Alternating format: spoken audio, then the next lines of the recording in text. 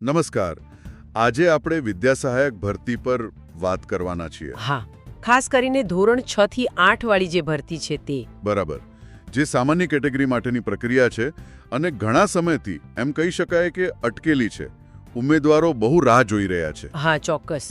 ઘણી અનિશ્ચિતતા છે. આપણી આજની ચર્ચાનો આધાર મુખ્યત્વે એક યુટ્યુબ વિડીયોના અંશો છે. એમાં આ ભરતીની અત્યારની સ્થિતિ અને આગળ શું થઈ શકે એના પર વાત થઈ છે. હા, એ જોયું મેં. તો આપણે એ સમજવાનો પ્રયત્ન કરીશું કે આ બધું શા માટે અટક્યું, અત્યારે શું ચાલી રહ્યું છે, પેલી કમિટીનું શું થયું અને ઉમેદવારો માટે હવે શું. બરાબર. ચાલો આ મુદ્દાઓને જરા વિગતે જોઈએ. તો પહેલો સવાલ એ જ કે ધોરણ 6 થી 8ની આ ભરતી અચાનક કેમ અટકી ગઈ? શું કારણ હતું આની પાછળ? જુઓ, જે માહિતી છે એ પ્રમાણે આ કોર્ટના હસ્તક્ષેપને કારણે થયું. કોર્ટ? હા, કોર્ટે ખાસ સમિતિ બનાવી. સમિતિ? શા માટે? એવા ઉમેદવારોને સાંભળવા માટે જેમણે રેગ્યુલર નોકરી જેમ કે જ્ઞાન સહાયક જેવી એની સાથે જ રેગ્યુલર કોર્સથી ડિગ્રી મેળવી હોય. ઓહ, એટલે એક સાથે બે રેગ્યુલર વસ્તુઓ, નોકરી અને ભણતર. બરાબર. એ લાયકાત યોગ્ય છે કે કેમ એના પર પ્રશ્નો હતા. એટલે કોર્ટે કહ્યું કે આ સમિતિ તપાસ કરે અને એમને લગભગ 3 મહિનાનો સમય પણ આપ્યો હતો. એટલે લાયકાતનો મુદ્દો મુખ્ય બન્યો. થોડું જટિલ લાગે છે આ. સામાન્ય રીતે નિયમો સ્પષ્ટ હોય છે નહીં? હા, પણ ક્યારેક અર્થઘટનનો પ્રશ્ન ઊભો થાય છે. કદાચ અહીં એવું જ બન્યું હશે.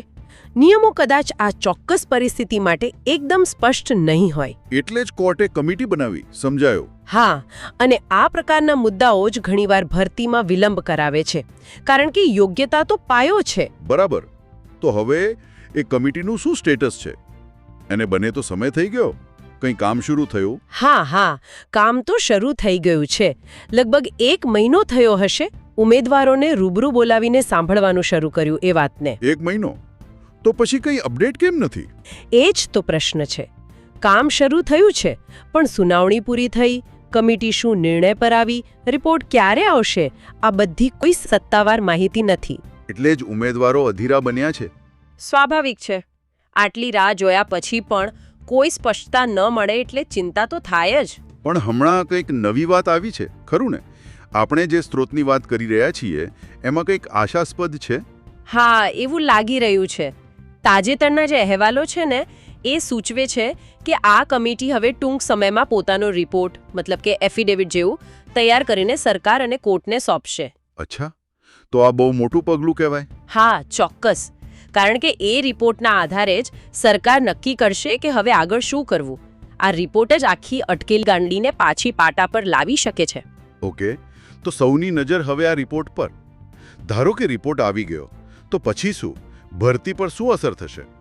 જ્યાંથી અટકી હતી ત્યાંથી ચાલુ થશે કે મોટા ફેરફાર થશે? જુઓ, મોટા ફેરફારની શક્યતા નકારી ન શકાય. સ્ત્રોત પણ એ જ કહે છે. મોટા ફેરફાર એટલે? એટલે એમ કે જો કમિટી અમુક ઉમેદવારોની લાયકાત અંગે કંઈક નિર્ણય આપે, માનો કે એમને પાત્ર ગણે કે અપાત્ર, તો એની સીધી અસર પહેલા જાહેર થયેલા ફાઇનલ મેરિટ લિસ્ટ પર પડે. ઓહો, એટલે મેરિટ લિસ્ટ બદલાઈ શકે? હા, પૂરી શક્યતા છે. અને જો મેરિટ લિસ્ટ બદલાય તો પછી આખી જિલ્લા ફાળવણીની પ્રક્રિયા પણ બદલાઈ શકે છે. 1 મિનિટ, આ થોડું ગંભીર છે. જો મેરિટ લિસ્ટ બદલાય તો પેલું જે થોડા સમય પહેલા 2 દિવસ માટે જિલ્લા ફાળવણી થઈ હતી એનું શું? એ રદ ગણાય? બિલકુલ, તમે સાચા મુદ્દા પર છો. અને માહિતી એ જ દિશામાં ઇશારો કરી રહી છે. ખરેખર? હા, જો મેરિટમાં મોટો ફેરફાર કરવો પડે એવો રિપોર્ટ આવે તો લગભગ નક્કી જ છે કે પેલી 2 દિવસની જિલ્લા ફાળવણી રદ કરવી પડે. બાપરે, આ તો જેમને જિલ્લો મળી ગયો તો એમના માટે બહુ મોટો ઝટકો કહેવાય. હા, નિર્ણય મોટો હશે પણ કદાચ ન્યાય અને યોગ્યતા માટે જરૂરી બની શકે. તો પછી નવેસરથી બધું? હા, શક્ય છે. નવું સુધારેલું મેરિટ લિસ્ટ બને, એના આધારે નવા કોલ લેટર નીકળે, કદાચ આખો જિલ્લો પસંદગીનો રાઉન્ડ જ ફરીથી શૂન્યમાંથી શરૂ કરવો પડે. આ તો ખરેખર મોટી ઉથલપાથલ થઈ કહેવાય. ઉમેદવારો માટે આ બહુ અઘરું હશે. તો આ બધું ક્યારે થવાની શક્યતા છે? કોઈ ટાઈમલાઈન ખરી? કંઈક તો ખબર પડે?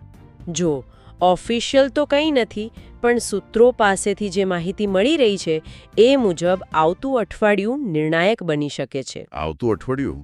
હા, એવી પૂરી શક્યતા છે કે આવતા અઠવાડિયામાં આ ભરતી પ્રક્રિયા ફરીથી આગળ વધે. એવી આશા છે કે કમિટીનો રિપોર્ટ આવી જાય અને સરકાર ઝડપથી નિર્ણય લે. એટલે કદાચ સીધો જિલ્લો પસંદગીનો કાર્યક્રમ જ આવી જાય. બની શકે એવી અટકળો છે, પણ બધો આધાર પેલા કમિટીના રિપોર્ટ અને સરકારના નિર્ણય પર રહેશે. એટલે આવતું અઠવાડિયું ખરેખર વેઇટ એન્ડ વોચ વાળું છે. આશા રાખીએ કે આ વેઇટનો અંત સારો આવે. અચ્છા, હવે આપણે 6 થી 8ની વાત કરી રહ્યા છીએ. પેલી ધોરણ 1 થી 5ની ભરતીનું શું થયું? એ ક્યાં પહોંચી? હા, એ જાણવું પણ જરૂરી છે. ધોરણ 1 થી 5ની ભરતી તો લગભગ પૂરી થઈ ગઈ છે. એમ? સામાન્ય અને કચ્છ બંને? હા, બંને. સામાન્ય ભરતી અને કચ્છ જિલ્લા માટેની ખાસ ભરતી બંને પ્રક્રિયાઓ સફળતાપૂર્વક પૂરી થઈ ગઈ છે. અને હમણાં જ 1 થી 5માં કચ્છ જિલ્લાની સ્થળ પસંદગી પણ લગભગ પૂરી થવા આવી છે. ઓકે, એટલે 1 થી 5 વાળા ઉમેદવારો માટે રાહત છે. હા, એમના માટે પ્રક્રિયા લગભગ પૂરી થઈ ગઈ છે. હવે નિમણૂકની રાહ છે. પણ એની સરખામણીમાં આ 6 થી 8 સામાન્ય ભરતી જેની આપણે વાત કરી રહ્યા છીએ તે પેલી કમિટીના કારણે અટકેલી છે. અને ધોરણ 6 થી 8માં કચ્છ જિલ્લાની ભરતીનું શું? એ પણ આની સાથે જ હતી ને? ના, એનું થોડું અલગ છે. ધોરણ 6 થી 8 કચ્છ જિલ્લાની ભરતી માટે અત્યારે કોઈ જ અપડેટ નથી. મતલબ એ પણ અટકેલી છે? અટકેલી કરતાં પણ એમ કહી શકાય કે એ હજુ શરૂ જ નથી થઈ. એ પ્રક્રિયા સંપૂર્ણપણે બાકી છે. ઓહ, તો પહેલા આ સામાન્ય 6 થી 8નું પતે પછી કચ્છનો વારો આવે એવું?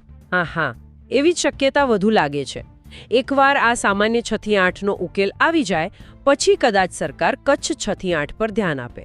એટલે કચ્છવાળા ઉમેદવારોએ કદાચ થોડી વધુ રાહ જોવી પડશે. સમજાયું. એટલે અત્યારે ફોકસ સામાન્ય 6 થી 8 પર છે.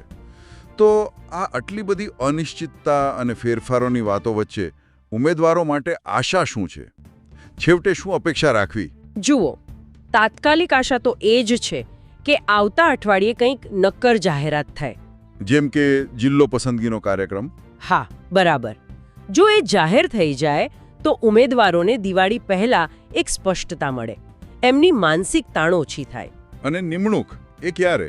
જો પ્રક્રિયા ઝડપથી આગળ વધે તો બની શકે કે દિવાળી આસપાસ નિમણૂક પત્રો આપવાનું શરૂ થઈ જાય. તંત્ર પર પણ દબાણ તો હશે જ. એટલે મુખ્ય આશા એ કે પહેલા સામાન્ય 6 થી 8 જલ્દી પતે અને પછી તરત કચ્છ 6 થી 8 શરૂ થાય. હા, એવી જ અપેક્ષા સૌ રાખી રહ્યા છે. આશા રાખવી જરૂરી છે, પણ યાદ રાખવું પડશે કે બધું કમિટીના રિપોર્ટ અને સરકારના નિર્ણય પર આધારિત છે. તો આખી વાતનો સાર કાઢીએ તો ધોરણ 6 થી 8ની સામાન્ય વિદ્યા સહાયક ભરતી જે કોર્ટની કમિટી અને લાયકાતના મુદ્દાને લીધે અટકી હતી તે હવે આવતા અઠવાડિયે ફરી શરૂ થવાની પૂરી શક્યતા છે. હા, પણ મોટા ફેરફાર સાથે. બરાબર. જેમાં નવું મેરિટ લિસ્ટ અને નવેસરથી જિલ્લા ફાળવણી આવી શકે છે, જેનો મતલબ જૂની ફાળવણી રદ પણ થઈ શકે. હા, જ્યારે 1 થી 5ની ભરતી પૂરી થઈ ગઈ છે અને 6 થી 8 કચ્છની હજુ બાકી છે.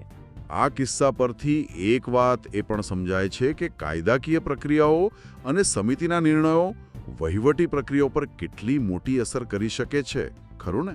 બિલકુલ. ખાસ કરીને આવી મોટી ભરતીઓના જ્યારે લાયકાત પર સવાલ ઊભા થાય ત્યારે ભલે મોડું થાય પણ સ્પષ્ટતા કરવી જરૂરી બની જાય છે.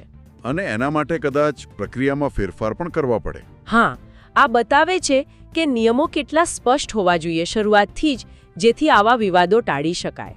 આ તંત્ર માટે પણ એક શીખ છે. અને અંતે એક વિચારવા જેવો મુદ્દો શ્રોતાઓ માટે.